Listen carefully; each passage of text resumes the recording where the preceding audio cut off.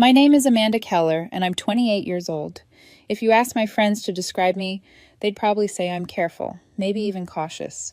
I work as a software developer, make a decent salary, but I've always believed in saving for the future instead of chasing appearances. I drive a 2012 Toyota Corolla with a few scratches on the side, but a solid engine. I cook most of my meals at home, and if I go out, I'd rather spend the evening hiking under the stars than ordering overpriced cocktails in a rooftop bar. My friends joke about my meal prep containers, and my coworkers tease me for bringing the same brown rice and chicken for lunch. But honestly, I don't mind. I was saving for something bigger: a home, independence, a life built on stability, not impulse. When I first met Ethan, he told me that he admired that about me. We met at a friend's barbecue, and while everyone else was showing off new gadgets and expensive watches, Ethan leaned close and said, "You're different. I like that." At the time, it felt genuine. For the first year, we were happy. He laughed when I used coupons at the grocery store, and he teased me about my grandma car, but it was affectionate. I thought he understood me, or at least accepted me.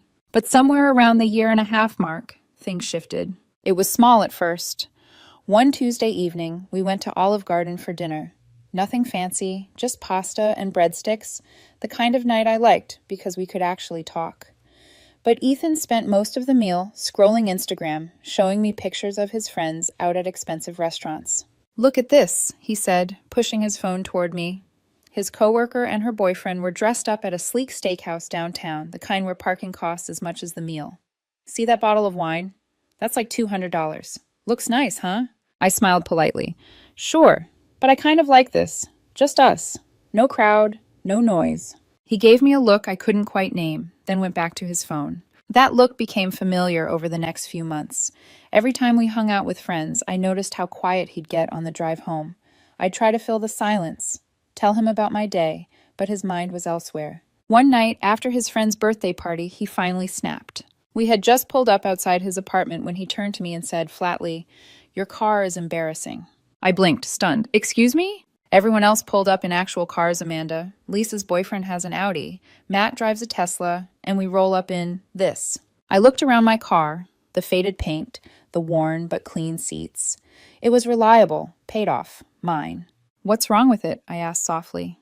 "It's 10 years old, Amanda. It looks like something a college kid drives." "It runs perfectly. No car payments. Isn't that a good thing?" He sighed, exasperated, like I was missing the point. "Never mind.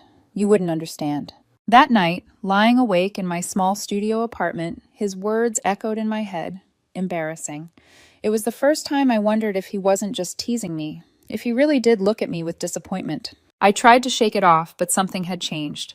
The warmth in his jokes had been replaced with resentment, and for the first time, I felt ashamed of the very choices that had once made me proud. And deep down, I knew this was only the beginning. The weeks after that night were different. Subtle, but undeniable. Every time we went out with friends, Ethan would go quiet in the car ride home, his jaw tight, his silence heavy. At first, I thought maybe he was tired, maybe stressed from work. But then came the comments. "Why don't you ever want to go somewhere nice, Amanda? Do you realize how it looks when everyone else shows up dressed to the nines and you?" He'd let the sentence trail off, his eyes flicking to my thrifted dress. I tried to laugh it off, but each word chipped away at me. The breaking point came one evening in spring. He brought up a weekend getaway his friends were planning. Miami, beachfront hotel, bottle service, the whole package. "It's Katie's birthday," he said. "We're all going. You should come." I frowned. "How much is it?" He shrugged, like it didn't matter. "Hotels around $400 a night, plus flights, food, drinks, maybe $3,000 altogether. But come on, Amanda, you make good money." I stared at him. "Ethan, that's 3 months of rent. We could take an entire vacation for that amount." He scoffed. "It's not about us. It's about showing up for my friends." "I get that," I said, keeping my voice calm. "But it doesn't make sense to spend that much for 3 days. His face hardened. "You can't afford it, can you?" "I can. I just don't want to throw away money on something so temporary." He stared at me like I was speaking another language. "You make 75 grand a year, Amanda. Why are you acting like you're broke?" I felt my chest tighten. "It's not about being broke. It's about priorities." He leaned back, arms crossed. "And apparently your priorities don't include making me happy." That line, the bitterness in it, lodged itself deep inside me. I sat there frozen, trying to think of a response, but all I felt was the quiet realization that no matter what I said, it wouldn't be enough. A few weeks later, the signs became impossible to ignore. It started small: a new watch on his wrist, shoes I knew I hadn't seen before, designer sunglasses casually left on his kitchen counter. "Where did all this come from?" I asked one night, trying to keep my voice light. He smirked, sliding the watch around his wrist. "Does it matter?" "Yes," I said firmly. "Ethan, that's $1,000 watch. You've never spent money like that before." He looked at me then, not guilty, not apologetic, almost smug. "At least someone thinks I deserve nice things." My stomach dropped. "What are you talking about?" Her name spilled out of his mouth like it was nothing. Vanessa, older, successful. She appreciated him. She bought him things. She took him to places I apparently couldn't. "She treats me like I'm worth something, Amanda. Do you?" The words hit harder than I expected. My voice shook when I asked, "So, how long?" He shrugged. "A couple months. It's not like that, though. She just gets it." "Gets what? That you like being bought? That I'm not embarrassed by wanting more?" I stood there, staring at the man I thought I knew, realizing that the slow erosion of us hadn't been my imagination. It had been deliberate. And then, with a cold little laugh, he said it. "You're too cheap to deserve me." I don't remember leaving his apartment. I don't remember driving home. I only remember sitting on my bed, the city lights flickering through my blinds, and thinking, cheap. That's what he saw when he looked at me. Not smart, not disciplined, not building a future, just cheap. For the first time in 2 years, I didn't cry over him. I just felt hollow. But somewhere inside that emptiness, a tiny spark lit up. Not anger, not revenge, just the beginning of clarity. The next morning, I woke up to silence. No texts from Ethan, no good morning calls, no apology, just nothing. I sat on the edge of my bed, staring at the chipped paint on the wall, trying to figure out what I was supposed to feel. Sad? Angry? Betrayed? Instead, all I felt was relief. Relief that I didn't have to defend every choice I made. Relief that I could eat leftovers without judgment. Relief that I didn't have to measure my worth against someone's Instagram feed anymore. Still, his words echoed in my head. "You're too cheap to deserve me." Cheap. Not careful. Not smart. Not disciplined. Cheap. It stung, but it also gave me clarity. Because deep down, I knew something Ethan never understood. I wasn't frugal because I couldn't afford things. I was frugal because I was building something. That night, instead of stalking his social media or crying into a pillow, I opened my laptop. For months, I had toyed with the idea of investing in real estate. I'd bookmarked articles, saved listings, even followed a few financial blogs. But with Ethan constantly complaining, I never had the mental space to pursue it. Now, the silence was mine. I dove in, researching duplexes, learning about FHA loans, reading forums where people shared their experiences with tenants and mortgages. I took notes like I was studying for an exam. And the more I read, the lighter I felt. It was like my brain had been waiting for this, a chance to use my discipline for something that mattered. Not to impress Ethan, not to prove myself, just to build my life. When mutual friends asked why Ethan and I broke up, I kept it simple. We wanted different things. No one pressed. Maybe they already knew. Weeks turned into months. I worked late nights, packed my own lunches, and every extra dollar went into savings. I wasn't just saving for the future anymore. I was actively shaping it. And the strangest part, I felt free. Free from Ethan's criticism. Free from the constant pressure to keep up with other people's lifestyles. Free to imagine a future that was mine alone. One evening, as I scrolled through real estate listings, I paused on a picture of a small duplex in an up-and-coming neighborhood. 2 units, well-maintained, nothing flashy, but the numbers worked. The rent from one side would cover most of the mortgage. I ran the calculations 3 times just to be sure. Each time, the numbers lined up. My heart pounded. Could I actually do this? Ethan's voice echoed in my mind, mocking, dismissive, too cheap to deserve me. But this time I smiled, because maybe he was right. I didn't deserve him. I deserved something better. And maybe this duplex was the start of it? I clicked request information on the listing, my hand trembling, but steady enough to know one thing for certain. I was done shrinking myself to fit into someone else's idea of worth. From now on, I'd build my own. Closing day. I can still remember the smell of fresh paint and the nervous sweat on my palms as I signed the final papers. The duplex wasn't glamorous. The siding was a little faded, the kitchen tiles outdated, and the backyard needed serious landscaping. But it was mine. When the realtor handed me the keys, I stood in the empty living room, staring at the sunlight filtering through dusty blinds, and for the first time in years, I felt something Ethan had never given me: pride. I wasn't just renting a space, I was building one, brick by brick, paycheck by paycheck. I moved into one unit that weekend, surrounded by cardboard boxes and secondhand furniture. The other unit I rented out to a young couple just starting out. They reminded me of who I used to be with Ethan: hopeful, excited, full of dreams. Except this time, I was the one providing the roof over their heads. My friends noticed the change in me. "You look lighter," one of them said over dinner. And they were right. The constant weight of Ethan's criticism had lifted. For once, I could drive my old Corolla without feeling embarrassed. I could order the cheapest dish on the menu and not second-guess it. Life felt quiet, but in that quiet, I found peace. And then came Daniel. He was the brother of my tenants, helping them carry boxes up the stairs on move-in day.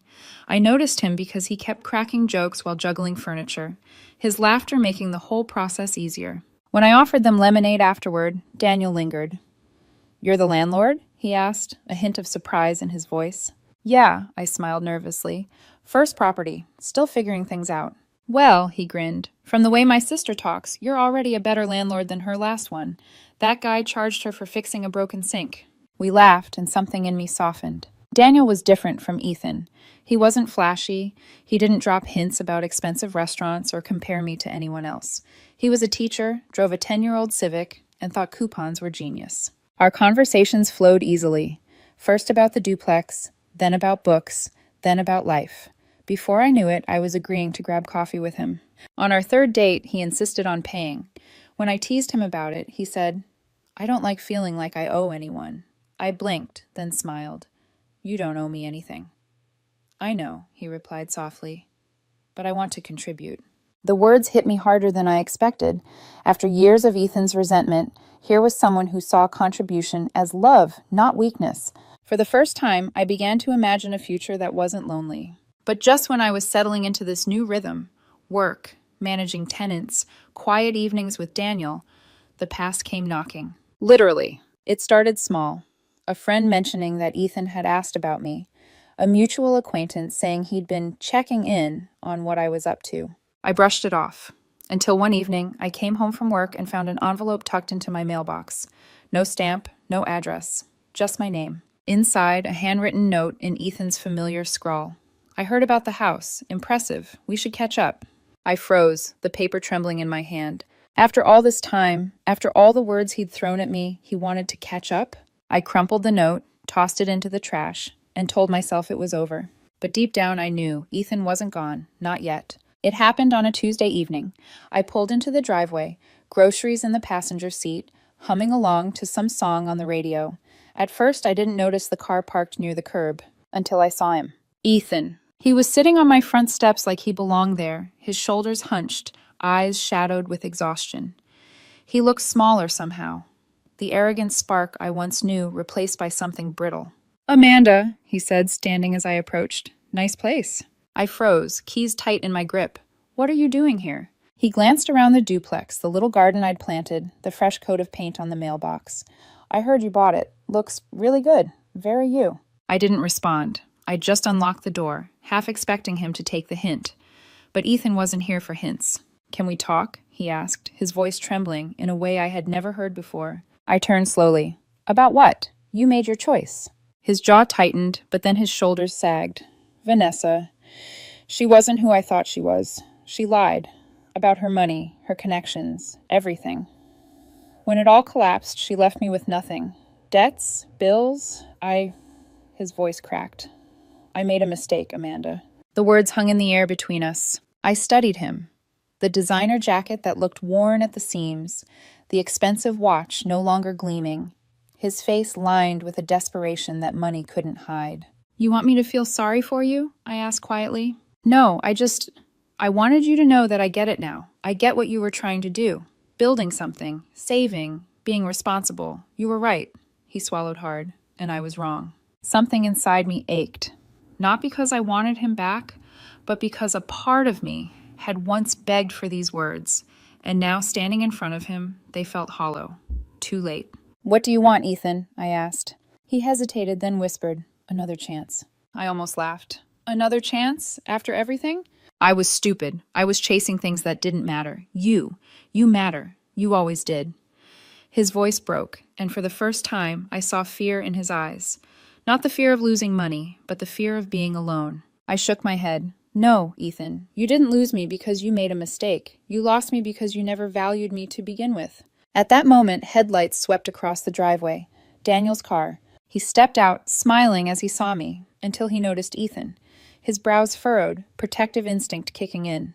"Everything okay?" I took a deep breath. "Yeah, perfectly fine." Turning to Ethan, I gestured. "This is Daniel, my boyfriend." Daniel walked up, setting his arm gently across my shoulders, a silent gesture of solidarity.